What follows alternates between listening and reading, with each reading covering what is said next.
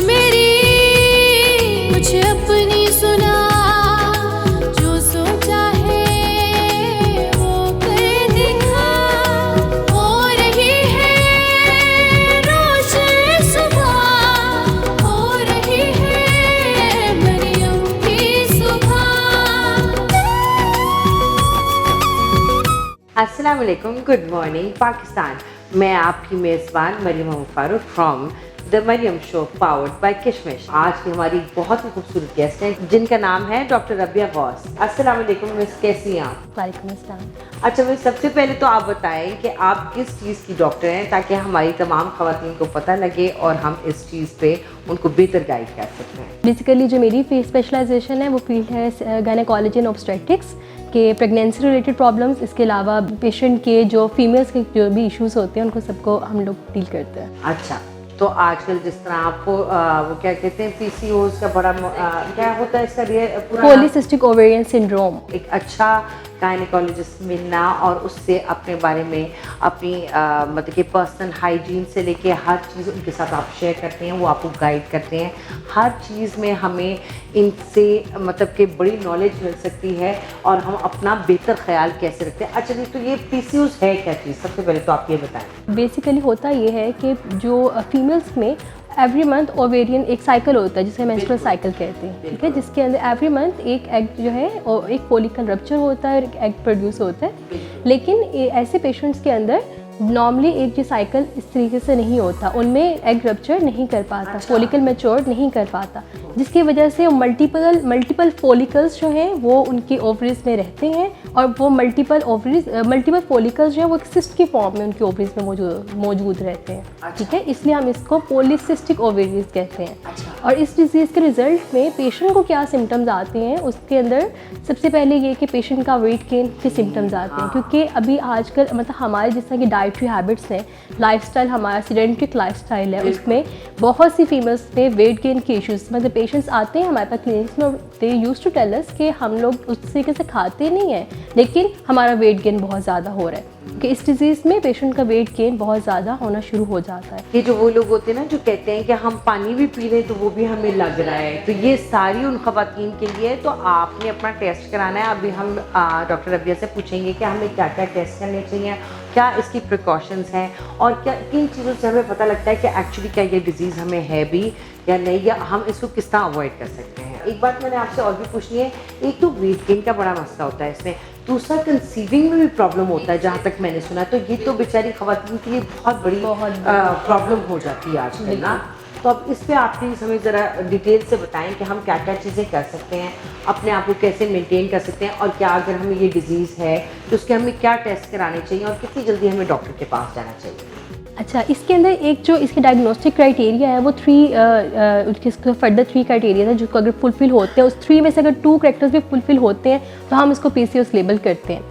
जिसके अंदर सबसे फर्स्ट आपका पेशेंट को सिम्टम्स आ रहे हैं like date of weight gain है, ठीक है। इसके अलावा मेंस्ट्रुअल इरेगुलरिटीज पेशेंट में आ रही हैं, ठीक है। हिर्शुटिज्म हम कहते हैं कि पेशेंट के चेहरे पे बाल, कमर पे बाल, पेट पे बाल, जो मर्दाना नोयत के बाल जो है ना वो होना शुरू हो जाते हैं। इस वर्ड को इसलिए हम टर्म यूज़ करते हैं हिर्शुटिज्म। पेशेंट को वो भी होना साथ शुरू हो जाता है और इसके साथ साथ पेशेंट जो है उनके सब फर्टिलिटी के, जैसे कि आपने बताया, ठीक है, ये भी पेशेंट के अंदर इश्यूज आना शुरू हो जाते हैं, ठीक है।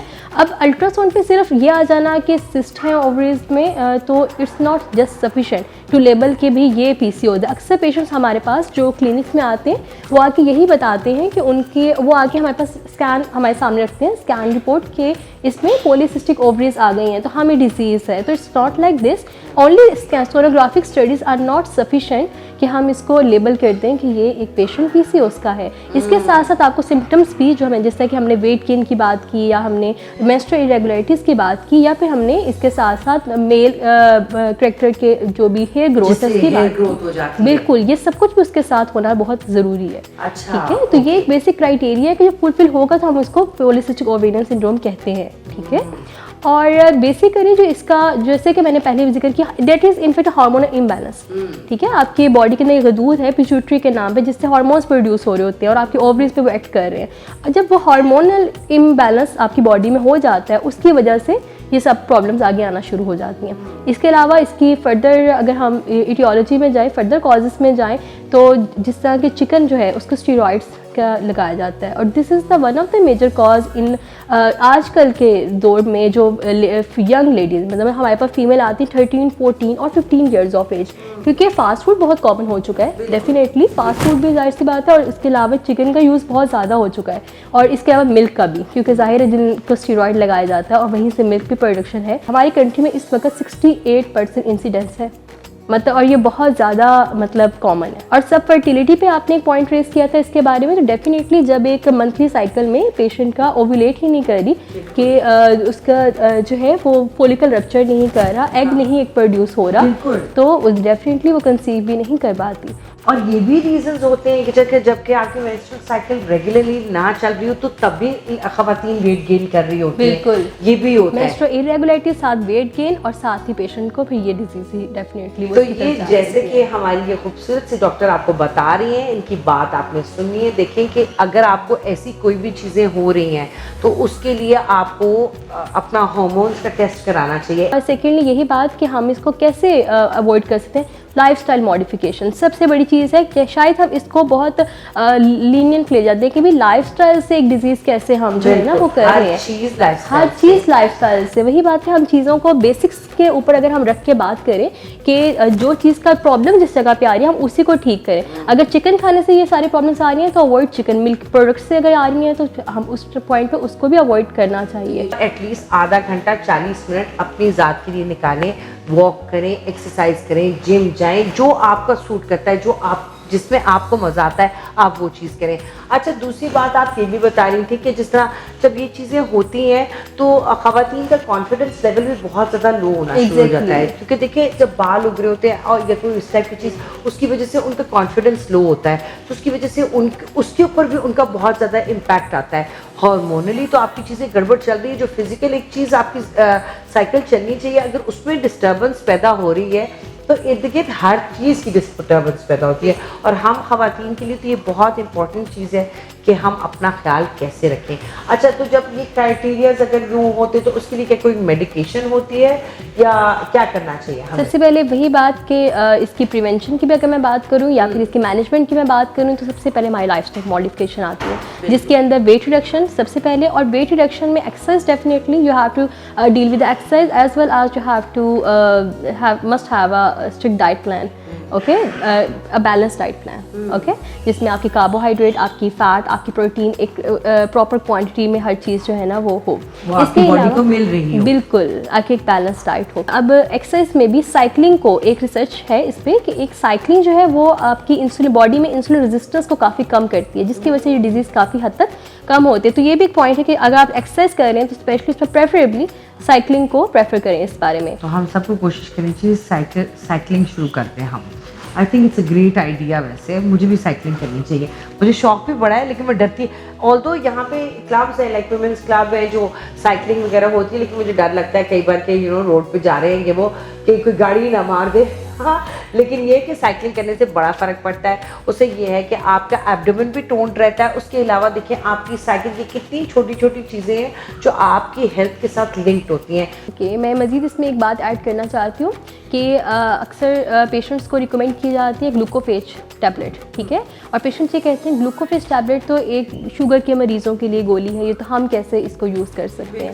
तो बेसिकली ये भी वही रोल प्ले करी, इंसुलिन रेजिस्टेंस आपकी बॉडी में कम कर रही है, जिसकी वजह से आपकी ये डिजीज़ बेहतर हो जाती है। अच्छा। दैट्स व्हाई कि इसका रोल सिर्फ शुगर के मरीज़ों की शुगर कम करना नहीं, बल्कि इस डिजीज़ में भी इसका रोल है। और इसके अलावा जो घर में बैठी जितनी भी औरतें हैं उनके लिए मेरी यही एडवाइस है कि अगर उनको चेहरे पे बाल आना, साइकिल उनका इरेगुलर होना, ठीक है, ये सब, या फिर कंसेप्शन में प्रॉब्लम, ये सब चीज़ें अगर उनके साथ हो रही हैं तो she definitely has to consult any gynaecologist. हमारी जो खूबसूरत ख़वातीन घर पे बैठी हैं, अगर आप में से किसी को इस किस्म की कोई प्रॉब्लम आ रही है तो आप प्लीज़ डॉक्टर पे जाएं, गायनेकोलॉजिस्ट पे जाएं। ये तो हो गई पीसीओ के बारे में बात। अब साथ ही साथ हम थोड़ी सी बात करेंगे प्रेगनेंसी से related. Obstetric is all about mother and baby, मतलब हमें एक टाइम में दो लाइफ्स को हमें डील कर रहे होते हैं, मदर को भी और बेबी को भी। तो हमें वही करना है जो दोनों के हक में बेहतर हो।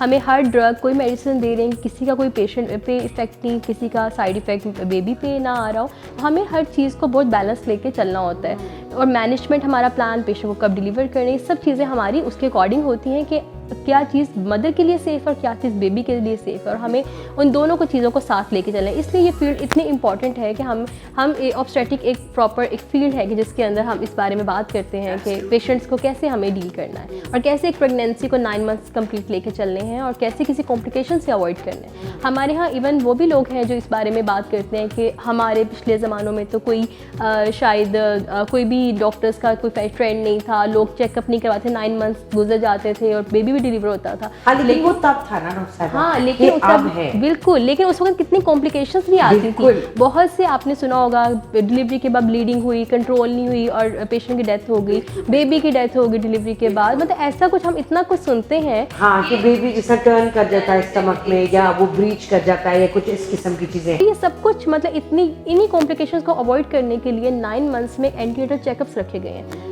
ठीक है, जिसके लिए एंटीनेटल चेकअप्स ये हैं जिससे फर्स्ट 7 मंथ्स के अंदर पेशेंट को आफ्टर अ मंथ बुलाया जाता है। अगर कोई कॉम्प्लिकेशन नहीं है तो पेशेंट को after every month antenatal visit के लिए बुलाया जाता है।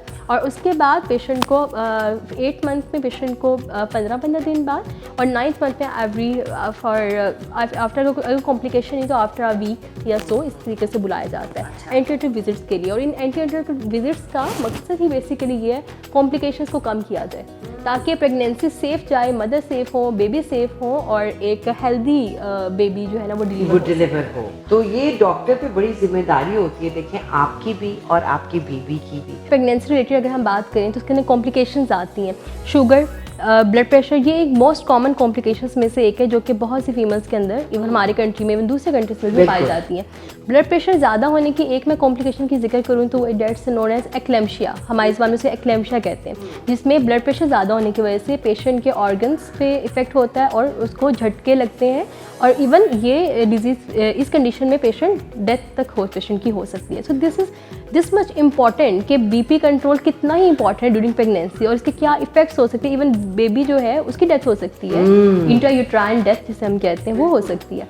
इसके अलावा शुगर लेवल्स अगर रेस हैं, इसका बेबी पे इफेक्ट, बेबी का वेट बहुत ज़्यादा हो सकता है, बेबी का गिट पानी ज़्यादा हो सकता है और काफ़ी कॉम्प्लिकेशन ड्यूरिंग डिलीवरी भी आ सकती हैं, ठीक है। तो हमारा मकसद ही बेसिकली ये है कि हम कॉम्प्लिकेशंस को उनके आने से पहले ही जो है ना वो डील कर लें ताकि प्रॉब्लम्स ना आए। हमारी जो एंटीनेटल विजिट्स होते हैं उस दौरान जो फर्स्ट विजिट जिस तरह किसी भी पेशेंट का हमारे पास होता है 8 वीक्स पे हमारा होता है कि हम पेशेंट को स्कैन एडवाइस करें, अल्ट्रासाउंड, ठीक है, ताकि उस पर एक दफ़ा बेबी की हार्ट बीट हमें डिटेक्ट हो जाए कि प्रेगनेंसी यूट्रस के अंदर है, क्योंकि इसमें भी है ना कि प्रेगनेंसी यूट्रस के अलावा भी हो सकती है, जैसे हम ट्यूब की भी प्रेगनेंसी कहते हैं। तो हमारा सबसे फर्स्ट जो मकसद है वो यही होता है कि हम सबसे पहले ये डिटेक्ट कर लें कि प्रेगनेंसी यूट्रस के अंदर है। लेकिन साथ साथ मैं आपको एक बात बताती भी चलूँ कि प्रेगनेंसीज ऐसी भी होती हैं जिसमें यूट्रस के अंदर भी और ट्यूब के अंदर भी है, इसको हम हेटेरोट्रॉपिक प्रेगनेंसी कहते हैं, ठीक है।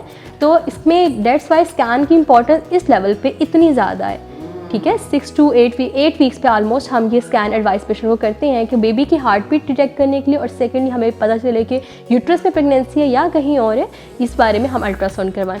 अब जब एक दफ़ा हमारी हार्ट बीट उस पर पॉजिटिव आ जाती है तो उसके बाद हम पेशेंट की बेसलाइन इन्वेस्टिगेशंस करते हैं, पेशेंट की हेल्थ देखने के लिए हीमोग्लोबिन उसका कैसा है या उसकी ब्लड क्लॉटिंग प्रोफाइल कैसी है या हेपेटाइटिस बी सी तो उसको नहीं है। ब्लड क्लॉटिंग से मुझे एक बात याद आई, अक्सर इस टाइम पे ब्लड थिनर्स भी दिए जाते हैं मदर्स को ना व्हाइल दे आर प्रेग्नेंट, लोप्रीन वगैरह के नाम पे जो दिए जाते हैं। बिल्कुल।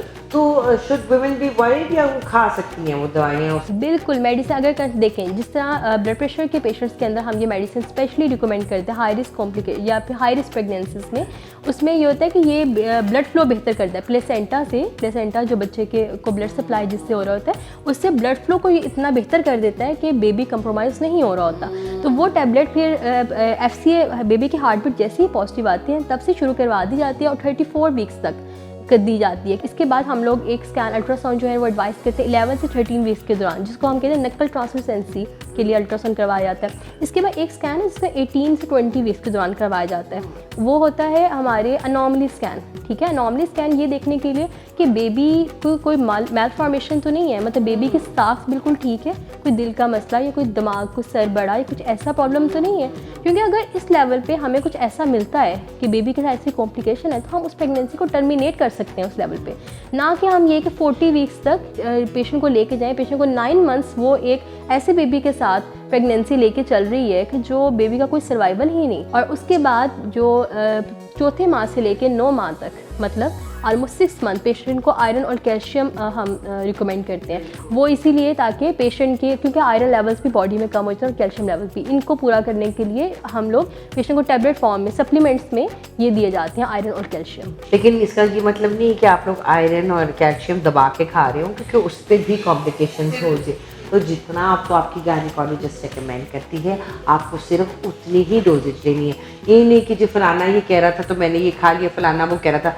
डॉक्टर पे जाएं, कंसल्ट करें, वो आपके और आपकी बेबी का फुल ख्याल रखेंगे, टाइमली आपको गाइड कर सकते हैं हर चीज़ के बारे में। तो इसीलिए डॉक्टर्स अवेलेबल हैं ताकि हम उनके पास जा सकें, वो हमारे लिए ही होते हैं इन कामों के लिए। और सेकेंडली एक और बात मैं इसमें ऐड करना चाहूँगी कि आयरन और कैल्शियम जब भी पेशेंट लिए उसको एक साथ नहीं लेना, इसकी एब्जॉर्प्शन कम कर देती है। You have to take it on 2 different times. Like अगर आप आयरन मॉर्निंग में ऑरेंज जूस के साथ, जिसका हम लोग रिकमेंड पेशेंट करते हैं कि आप ऑरेंज जूस के साथ आयरन लें, उससे उसकी एब्जॉर्प्शन बेहतर होती है विटामिन सी की वजह से। ठीक है, और हम कैल्शियम एडवाइस पेशेंट को करते हैं कि वो दोपहर के टाइम लें, मतलब दोपहर को ले लें या रात को ले लें। मतलब कहने का मकसद दोनों टैबलेट्स एक साथ नहीं लेंगे बिकॉज ऑफ के उनके एब्जॉर्प्शन को डिस्टर्ब कर दे। एक डिलीवरी का जो प्रोसेस है वो हमारे कंट्री में अभी भी बैकवर्ड एरिया पैराफ्रीज के अंदर दाइयों के पास जाने का ट्रेंड अभी भी वो वही सब कुछ चल रहा है उन एरियाज़ के अंदर। ठीक है, तो मैं ही चाहूँगी कि पेशेंट को एजुकेट किया जाए कि आपको नहीं पता कब कौन सी कॉम्प्लिकेशन हो जाए। ठीक है, ज़रूरी नहीं कि फर्स्ट बेबी है तो उसमें कॉम्प्लिकेशन नहीं होनी, या पेशेंट के 4 ऑलरेडी बच्चे हैं तो इस सब कॉम्प्लिकेशन होगी या नहीं होगी, हम कुछ प्रिडिक्ट नहीं कर सकते। तो इसलिए बेहतर ये है कि एक ऐसे सेटअप के अंदर डिलीवर हुआ जाए कि जहाँ पे ऑलरेडी सारी हेल्थ केयर फैसिलिटीज़ अवेलेबल हो, जहाँ पे एक कंसल्टेंट गायनेकोलॉजिस्ट अवेलेबल हो, मिडवाइफ्स ठीक है अवेलेबल हो, स्टाफ इतना अवेलेबल हो। और हमारे कंट्री में अभी भी कुछ जगहों पे यही सब कुछ हो रहा है कि दाई हैंडलिंग केसेस, क्योंकि वो ख़राब होकर गवर्नमेंट हॉस्पिटल्स के अंदर आज भी आ रहे हैं, डीएनसीज की जाती हैं आज भी। अब अगर मैं बात करूँ पेशेंट की डाइट की, फीमेल्स को क्या लेना चाहिए ड्यूरिंग प्रेगनेंसी, तो हम एक वर्ड यूज़ करते हैं टेक फ्रीक्वेंट स्मॉल स्नैक्स, कि आप जो भी खा लें थोड़े थोड़े पोर्शंस में खाएं। बिकॉज प्रेग्नेंट फीमेल्स कुछ भी खाएं, नोजिया वॉमिटिंग फर्स्ट 3 मंथ्स में और उसके बाद भी उनके एपिगैस्ट्रिक कोई ना कोई उनके प्रॉब्लम्स चलते रहते हैं। तो उनको ये एडवाइस किया जाता है वो जो भी खाएं पोर्शंस में खाएं, चाहे साथ में खाएं, चाहे थोड़े से चने खा लें, थोड़ा सा आलू का आप पीस खाएं, थोड़ा सा फ्रूट ले लिया, इस तरह के एक साथ आप बहुत ज़्यादा खाने की बजाय थोड़े थोड़े पोर्शंस में खाएँ। इसके अलावा कोई जंक फूड नहीं उन्हें खाना। थ्रू आउट द 9 मंथ्स जो रिकमेंडेड है वो यही है कि आपने जंक अवॉइड करना है, क्योंकि ये भी आपके कहीं ना कहीं बेबी को या आपको इफेक्ट कर रहा होता है ये सब कुछ भी। जैसा काफ़ी ज़्यादा ख़वातीन जो है वो फिजी ड्रिंक्स पीती हैं, तो ये तो मुझे लगता है बड़ा डेंजरस काम है। फिजी ड्रिंक तो इवन आपकी बॉडी से कैल्शियम को भी कम कर देते हैं। इसके अलावा अगर मैं बात करूँ, एक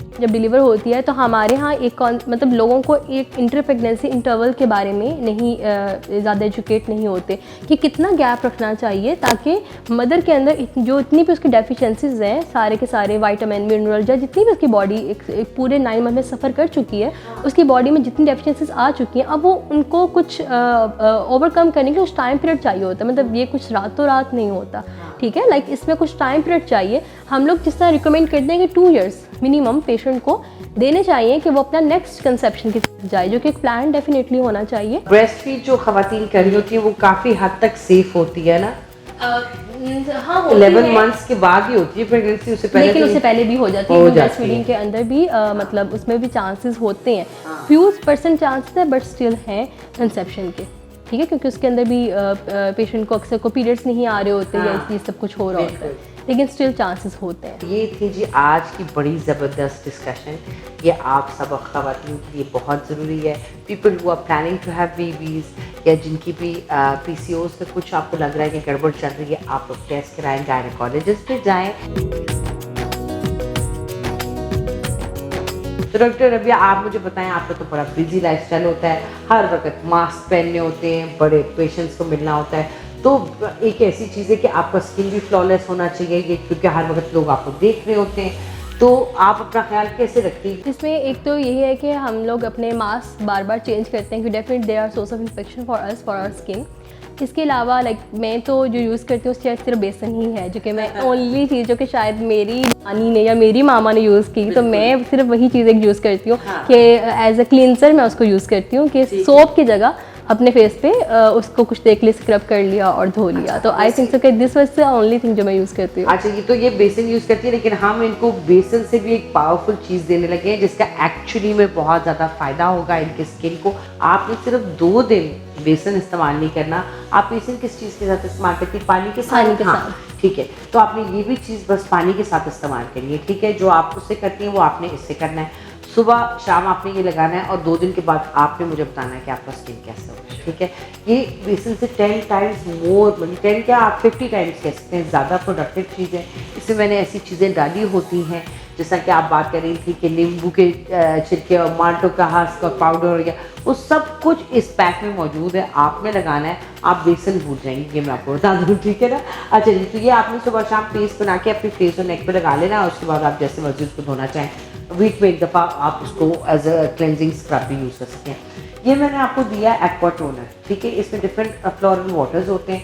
ये बेसिकली आपके स्किन पे ये जो हल्का फुल्का इरिटेशन हो रही होती है बिकॉज आप हॉस्पिटल में होती हैं एंड हर वक्त मास्क पहनना होता है, तो ये क्या करेगा, आपकी स्किन को टोन रखेगा और कोई भी पिंपल शिम्पल नहीं बनने देगा। उसके अलावा जो आपको अनइवननेस आपकी स्किन पे आ रही होती है, ये उसको भी कॉम्बैट करेगा, ये दोनों चीज़ें। उसके बाद जो मेरा सबसे पॉपुलर आइटम है वो एचए सीरम है। एक्चुअली डॉक्टर्स मेरी बहुत बड़ी फैन है प्रोडक्ट की, क्योंकि उनको ए टू जी पता होता है कि प्रोडक्ट में क्या डला हुआ है। इसमें बात किस बारे में हो रही है? बिल्कुल, किस बारे में? Basic You mechanism have to be पता है। very careful जब आप डॉक्टर से बात करें, तो क्योंकि उनका दिमाग ऑटोमेटिकली चल रहा होता है। और मैं आपको ये बात बता दूं कि मेरे मेजॉरिटी क्लाइंट्स जो हैं, फीमेल क्लाइंट्स जितनी भी हैं मेरी, वो सारी डॉक्टर्स हैं। मैं आपको ये बता दूं, तो वो मुझे प्रॉपर फीडबैक भी देती हैं और मुझे बताती भी हैं कि क्या चीज़ उनकी स्किन पे कैसे रिएक्ट करी है। तो हमेशा मेरा डॉक्टरों से ये ताल्लुक़ रहता है स्किन के साथ। अच्छा जी, तो जब आपने एचए लगाना है आपने हल्का गीले चेहरे पे, जैसे कि आप जानती हैं कि ये एक ऐसा प्रोडक्ट होता है कि आपकी स्किन का पूरा मॉइस्चर रिटेन कर लेता है। इससे आपको लाइंस वगैरह नहीं आती, एंटी एजिंग सोल्यूशन है, स्किन को प्लम्पी रखता है, स्किन को फ्रेशनेस लेकर आता है और एक इवन टू और ग्लो लेकर आता है। तो ये 3 चीज़ें आपने यूज़ करनी है, सुबह शाम यूज़ करनी है, और 2 दिन के बाद आपने मुझे बताना है कि आपको ये चीज़ें कैसी लगी। आप मुझे बताएं आपको कैसा लगा आपको यहाँ आना और सारी चीज़ें? है, मुझे बहुत अच्छा लगा, स्पेशली अब it was all about the ladies, और ये कि मेरी अपनी फील्ड रिलेटेड सबसे सारी बात थी, तो डेफिनेटली मुझे बहुत अच्छा लगा कि मेरी वजह से हमने बल्कि मिलके एजुकेट किया अपने कंट्री की फीमेल्स को, बल्कि शायद ऑल ओवर द वर्ल्ड की फीमेल्स को हमने एजुकेट किया। उनको शायद वो बातें जो शायद पहले शायद उनसे कभी किसी ने डिस्कस ना की हो, या शायद इतनी ओपनली किस बारे में बात ना की हो, तो हमने शायद चीज़ों को काफ़ी क्लियरली बात की इस बारे में। तो ये थी जी आज की हमारी डिस्कशन। डॉक्टर रबिया की आपने बात मानी है और पूरी तरह आपने अपने ऊपर फोकस रखना है, और जिस तरह डॉक्टर साहब कह रही हैं वैसे ही हमने चलना है। तो थैंक यू डॉक्टर साहब आपका आने का, आपका टाइम निकालने का, और हम सबको इस चीज़ पे एजुकेट करने का। मरियम उमर फारूक के चैनल को लाइक करें, सब्सक्राइब करें और कमेंट करें। थैंक यू, खुदा हाफिज़। Thank you ji.